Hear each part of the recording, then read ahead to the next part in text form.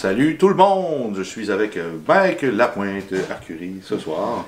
On va vous parler des débalancements du cerveau, sujet qu'on a décidé de rajouter plusieurs pages en fait dans notre formation, la rééducation sensorimotrice niveau 1. Alors voilà, on fait un super beau travail avec ça, Mike. C'est pas mal ton sujet. Vu que c'est toi qui as rajouté ce département-là, on va dire, dans le cours. J'en parlais déjà beaucoup, parce que j'ai quand même fait plusieurs formations sur le cerveau, sur le développement des enfants, etc. Je pense que Mike, en ce moment, aussi, tu as une belle expérience sur le sujet. On va faire une série de capsules, environ 6 capsules avec Mike. On va parler du... je fais une petite intro, là. Du cerveau gauche, du cerveau droit. Je sais qu'en ce moment, il essaie de faire des validations comme quoi que les hémisphères sont pas trop importants. Mais pendant ce temps-là, les fonctionnaires IRM nous prouvent encore une fois que les hémisphères sont bel et bien présents. On va faire aussi une capsule sur une sous-capacité au niveau d'un hémisphère, avec des troubles de comportement qu'il peut avoir, etc. On peut même dire des maladies, peut-être pas de neurodégénératives, mais des maladies, peut-être des problèmes de comportement, etc. Comportement, système digestif aussi, surtout à bas âge, en 0-3 ans, peut-être, on peut commencer à le voir un peu plus. Puis, vas-y. Même l'immunité va être la production des cellules, les cellules tueuses, les cellules T, va être affectée par l'hémisphère gauche ou l'hémisphère droit. C'est quand même vraiment intéressant ce qui se passe en ce moment en neurologie avec, on peut dire, neuroimmunologie. C'est ça qu'on faisait les liens dans le fond entre quelqu'un qui est TH1, TH2, cerveau gauche, cerveau droit.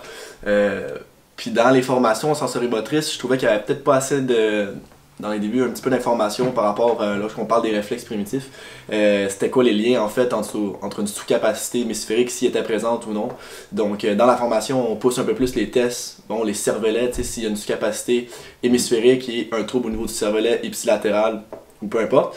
Donc on vient vraiment dans le fond tout démystifier cerveau gauche, cerveau droit, c'est quoi vraiment les capacités ou dans le fond qu'est-ce qu'on retrouve chez le cerveau droit, à savoir qu'il se développe vraiment entre 0 et 2 ans. Quand on parle d'une sous-capacité hémisphérique droite, c'est un peu plus présente chez les enfants ou même chez les adultes parce que c'est vraiment c'est dans la première période où est-ce que tout le développement moteur d'un enfant va se faire. Donc c'est quelque chose qui va mal à ce niveau-là, mais à partir de là, dans le fond, il est peut-être plus propice que le cerveau gauche, parce que le cerveau gauche va compenser par la suite pour le cerveau droit. Donc, ou exemple, ça a bien été entre 0-2 ans, puis c'est à partir de 2 ans que là, le cerveau gauche a de la misère à récupérer les données. Parce qu'à partir de 0-2 ans, c'est le cerveau droit. Après ça, c'est le cerveau gauche, puis après ça s'échange back and forth les informations. Donc, c'est comme si les poussées de croissance au niveau des hémisphères qu'on va voir, en fait, il y a plus d'informations, c'est plus normal que l'enfant développe, exemple, quand il est dans sa sphère de développement des hémisphères de la langue, un hémisphère va grossir, ensuite, comme il dit, on va se lancer la balle graduellement. Puis ensuite, qu'est-ce qui se passe? Un coup que toutes ces poussées-là hémisphériques vont être faites, maintenant on va commencer à voir qu'il y a une asymétrie vraiment au niveau du cerveau. Pas seulement à cause des latéralités, c'est normal qu'on ait une latéralité, c'est-à-dire un cerveau plus dominant d'un côté, ça va permettre une vitesse d'exécution au quotidien qui va être plus considérable. Mais ensuite, on peut voir quand vraiment il y a un hémisphère qui est en sous-capacité, on va voir certains problèmes au niveau du comportement. On va en parler un petit peu plus dans les autres capsules, mais si vous amenez peut-être le concept en ce moment, de pourquoi ça nous a intéressé d'en parler, pourquoi que dans la formation on parlait des réflexes primitifs.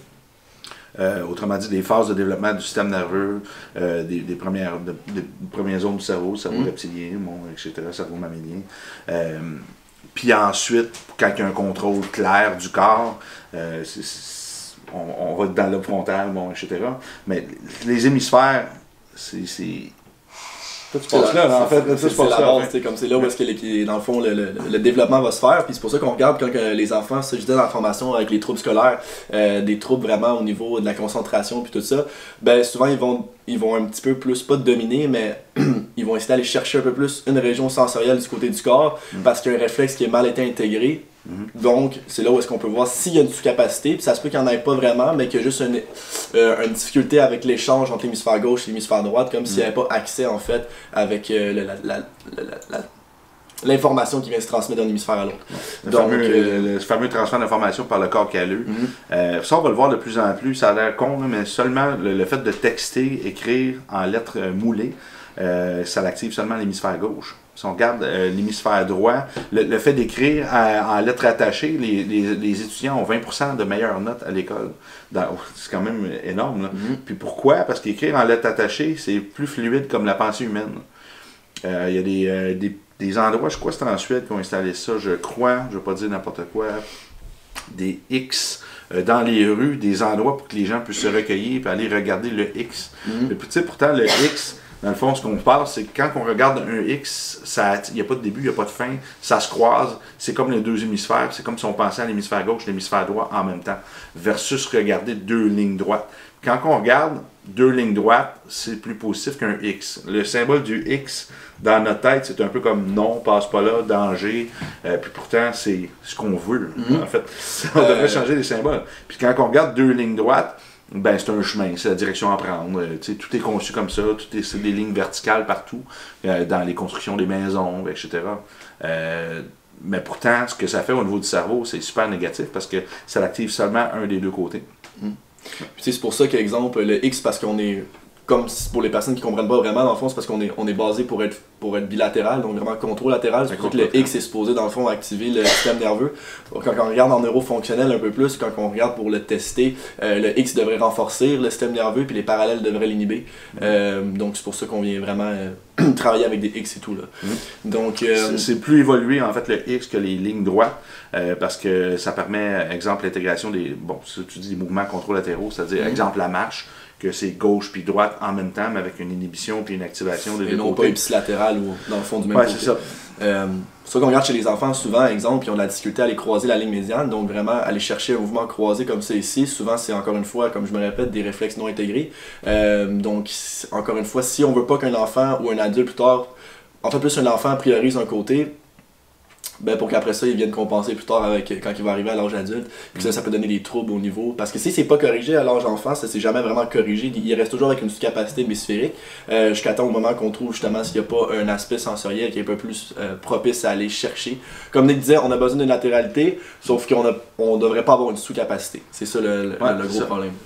Le problème que la vie courante, la vie moderne nous permet pas d'utiliser au maximum nos capacités parce que les gens font pas assez de sport ou font du sport dans des machines contrôlées, etc. Il n'y a pas assez de plaisir aussi dans le mouvement, dans le jeu. Puis ça, c'est vraiment la partie que le développement est le plus intéressant pour l'enfant, c'est quand il joue, qu'il fait n'importe quel mouvement tout croche au sol, des mouvements qui semblent non coordonnés, mais qui exploite, il teste son corps dans différents plans de mouvement, puis plus tard, ben, on fait de moins en moins de plans de mouvement. Au gym, on va plus faire du plan frontal, plan sagittal, mais on va complètement innover. Puis même quand on regarde, en fait, à l'école, les enfants vont commencer à s'asseoir assez rapidement, ils vont s'asseoir au travail, donc toutes ces études se sont assis, après ça ils s'assoient au travail pour continuer à faire, exemple, un 8 heures assis à l'ordinateur, donc c'est super pas fonctionnel. Donc là, des fois, ça se peut que les hémisphères soient bien développés durant un certain moment, puis après ça, ben, il y a moins de neuroplastique qui vient se créer. Puis là, c'est là où est-ce que ça peut devenir une problématique aussi chez les adultes. Même principe pour un réflexe plantaire, s'il est bien intégré, par la suite, la personne est toujours en soulier, ça peut se et il peut se réactiver aussi. Là, donc c'est pour ça que variabilité, c'est ça qu'on parle souvent dans la formation, changer nos mouvements.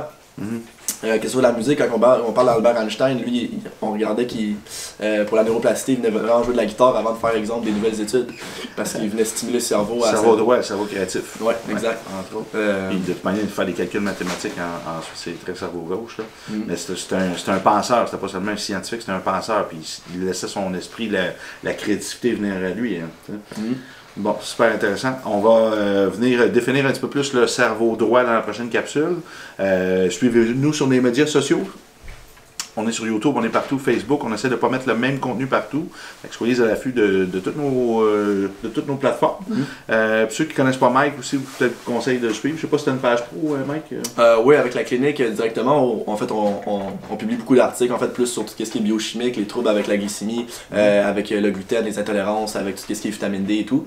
Donc, c'est quand même intéressant d'aller regarder ce point de vue-là aussi. Sinon, je fais quelques... Ah, ouais, bon, c'est quand même pas pire, hein? Équilibre santé. Donc, ça, on est un beau groupe en fait de chiropraticiens et de thérapeutes manuels, ostéopathes. Ou sinon, vous pouvez me suivre aussi avec l'Institut, je publie de temps en temps au niveau des vidéos, donc des petites capsules qui sont informatives par rapport à comment on vient justement réajuster les troubles au niveau cervical ou des choses comme ça. #MagicMike. Ouais. Excellent. Partagez, merci. Merci.